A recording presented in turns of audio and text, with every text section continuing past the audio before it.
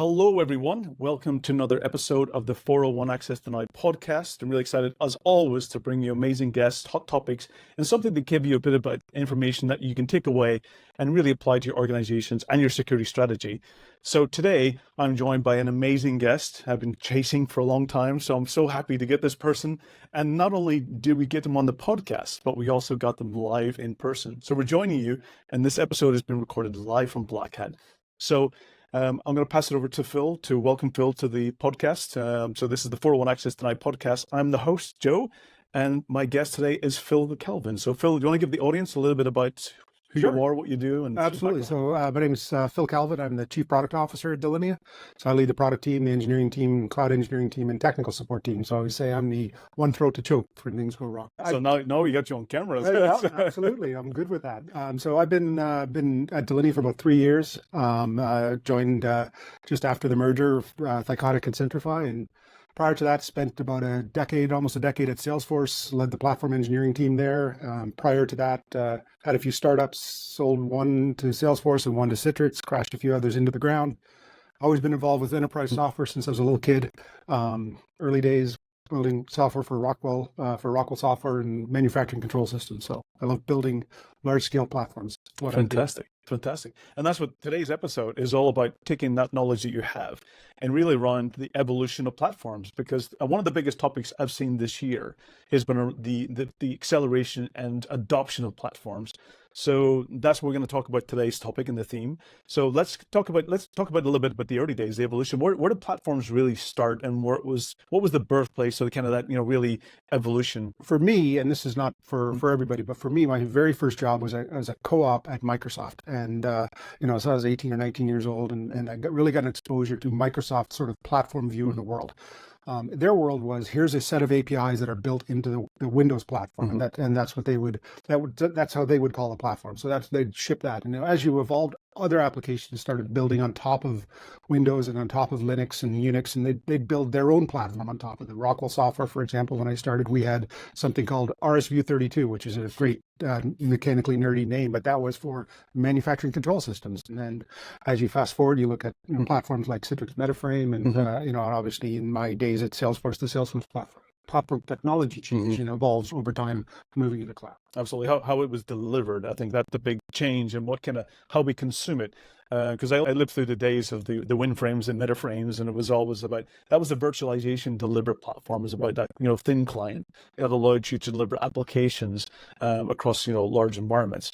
And the evolution was really about, easier to manage, centralization, easy kind of to deploy agents and so forth. So that was kind of really that, but it was still on premise. It was still in your environment. You still hosted it, and you kind of delivered it over your network. How is the evolution? What's been changing over the years? I think when you're talking about things like when you get into Salesforce, that was a whole different evolution, because that's where you start thinking about where you're not hosting it anymore, someone else is hosting it. Yeah. So tell us about that. So I think you've seen a couple of shifts. There's the shift from, we go to a virtualization platform like you talked about with Metaframe, and then you will go to sort of start the move to the cloud, and the original ASPs, and then Salesforce sort of coined the term cloud, where the delivery vehicle is actually just somebody else's infrastructure, right? When you think about it as most basic. And so that, look at Salesforce and Workday and CrowdStrike and all these companies that are building on this sort of modern platform, and they're delivering this cloud. And I think the big change that you're starting to see just in the last 5 or 6 years is not just that it's delivered in the cloud, but it's constructed differently than you would build even the Salesforce platform 10 or 15 years ago. Your mental model around constructing is completely different, and it gives you just an agility from an engineering viewpoint, and it's just a much more modern way to be building and approaching software. Absolutely. I think it really kind of allows all organizations of all sizes to consume it, because when you started thinking about, during the 2000s to 2010, I remember that platforms got so complex. There were so many components in the background. You had to have network specialists, you had to have, operating system specialists, to database specialists, to application specialists, just to deliver the end application. The actually ingredients that made that up, basically you had to manage all of that. You had to have licenses for all of it. You had to have resiliency built in for backup, and to deliver that one end application. I went through the times where even integrating TNG with Remedy and SNMP and all of those complications. And it took sometimes 6 months to a year just to integrate. And one of the side effects of that much heavy lifting in order to integrate is the actual end user experience is compromised, because since you had so much technical lift to actually integrate technology together and get all the bits and bytes working together, you really couldn't think about, well, how is this platform going to be consumed by somebody? So, the side effect of this sort of cloud revolution and migrating platforms to the cloud is the running of all this technology becomes my responsibility, not the end result of the customers. And then you get this had this wave over the last 10 or 15 years of this, I call it the consumerization of the experience, where, 15 years ago, 20 years ago, if you had an enterprise software that had one big green button, took 40 seconds to operate, but did what it needed to do, consumers would be happy and the users would be happy. Nowadays, that button has to be styled perfectly, fits into the overall user experience, and it operates nearly instantaneously. And I think just that has increased the ability. It also increased the capabilities of platforms to deliver functionality to your customers. Absolutely. And what does the platform for you look like today in the modern kind of sense of technology? Because now you get a lot of value. It's allowing, when you need to deploy updates, it's instantaneously. When you need to get new features, it's instantaneous. If you need to add more users or more computational power, it's so flexible, so elasticity for the person who's consuming it now. They don't need to worry about all of that kind of underlying, let's say, services that build that platform up. They just need to consume the specific application. So what does a modern day platform look like? So I'd put a modern platform into a few buckets. I'll give me a few seconds. I'll kind of explain the buckets. The first one is, I think you have to decompose your system into services, what's called microservices. Not because that's technical and nerdy and it's great, but because what that allows you to do is have teams run autonomous objects that you can have appropriate level of what's called quality automation. So you can run quality and security, and you can make sure that object, that microservice, does exactly what it needs to do. You're allowed to push code to production on a continuous basis. There's no real concept of I'm going to push a bunch of code and call this a release. So that's sort of the first part of it. The second part of a modern cloud is you need some core, what we call shared services, that allow you to build a common interface on top of that. So things like a common RBAC model, a common permission set, a common way to deal with provisioning and those kind of things. And then you have the ability to extend that platform. There's a number of ways you can extend platforms, whether it's you do it as a set of APIs, like a publicly accessible platform, or whether you have the ability internally to add new capabilities. So in our case, for example, we had the Delinea platform. And the first use case we brought on there for the customers was the secret server use case, so vaulting and all that kind of stuff. We additionally built up remote access on top of it for privileged remote access and bringing on other internal Delinea capabilities. We bought the great company called Optimize and another company called FastPath, also fantastic. And we went from closing Optimize in January to launching them generally availability in June, integrated on the platform. Right. And so they're using this core services, all the pipelines, all that kind of stuff. That's a modern platform. And the last part of it, which is probably the most important from an end user viewpoint, is a common set of experiences. So we have a common set of user interface libraries so that all of the capabilities we can deliver look and feel the same. So we're not sort of shipping our org chart to the customers, which is something I use. So it looks like it's a common application, whether they're working in a Vault use case or whether they're finding overprivileged cloud accounts. Fantastic. And for organizations, it really means that they can just consume the use case. Correct. Rather than the entire having to think about things like resiliency, backup and recovery. A lot of the security elements is built into the platform itself, which really changes. It means that organizations that they can really focus on the acceleration side of things and almost like a consumption as they need to. Correct. There's a lot of buzzwords around different events and the media around AI and LMN, large language models, LLMs.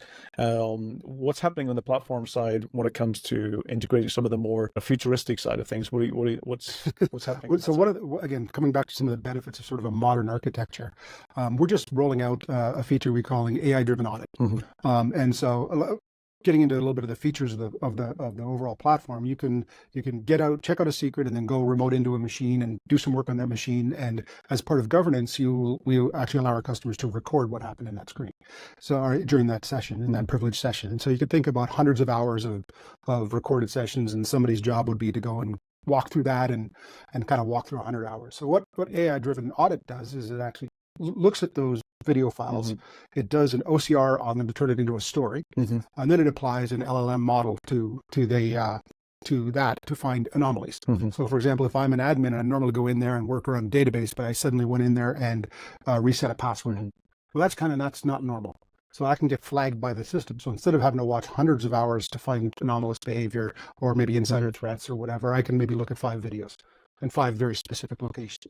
So it's really becoming a detection or SOC analyst assistant. Correct. In regards to, so they can focus on the things that matter. Correct. And really start, rather than going through. I remember, sometimes when there was an incident, I would have hundreds of logs to analyze, to go through and try to find that needle in a haystack.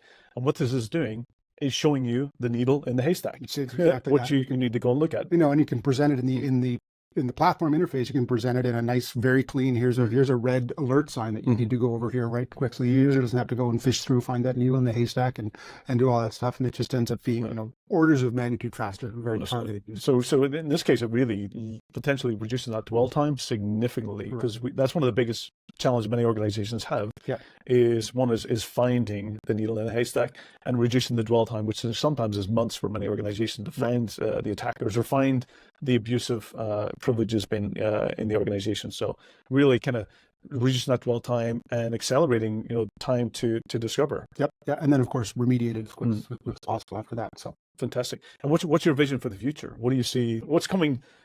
Where can you see this for organizations kind of even further down? So if you look at AI in particular, and cybersecurity in general, there is a whole bunch of new use cases that AI is unlocking for customers. You've got a lot of stuff, frontline workers, and opening up a lot of new things that they can do. That unfortunately actually opens up the blast radius to quite a bit. And so our job is what can we do to use AI in order to proactively create authorization policies that allow us to do just the right thing at the right time. And so that's where we see the sort of AI helping Delinea and our customers solve policy-based authorization as quick as possible. Fantastic. And what were some of the resources you'd point people to if they wanted to learn more about platforms and Delinea specifically and some of the innovations that's been happening? What resources would you point them to help them learn more? So definitely go to Delinea.com. There's lots of information on our platform. I would be remiss if I didn't talk about that. You see a lot of platform resources when you look at some of the big ticket platform vendors, whether it's infrastructure as a service, AWS and Microsoft and those types of things.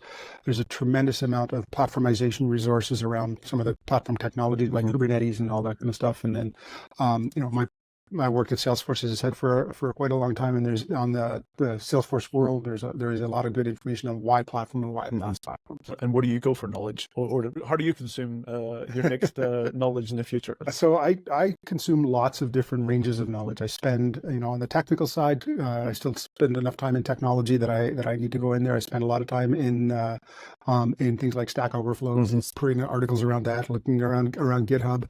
I've actually did a little pet programming project myself, and I use ChatGPT to help me ramp up because I've programmed in about 1 million programming languages. This one I hadn't, so I needed to learn it. So I use ChatGPT to help me do various things on that. I think that's just an incredible way to keep learning. It's not. There's no one spot for me. Learning is a continuum. I'm always involved in whether it's about technology or the product we're doing or the cybersecurity. Fantastic. So hopefully that's a whirlwind tour of the history of platforms and some of the kind of what platforms have turned into, and a little bit of outlook for the future. So Phil, many thanks for being on the show, and it's been great having you. So for the audience, we'll definitely make sure that a lot of the links and information is in the show notes, and hopefully we'll be able to get you on back again to talk probably a bit more about the AI side of things. Yeah. So for the audience, tune in every 2 weeks for the 401 Access Tonight podcast. It's been great having Phil on the show, and hopefully look forward to seeing you in more episodes in the future. And for everyone, stay safe, take care, and thank you very much. Thank you, Joe.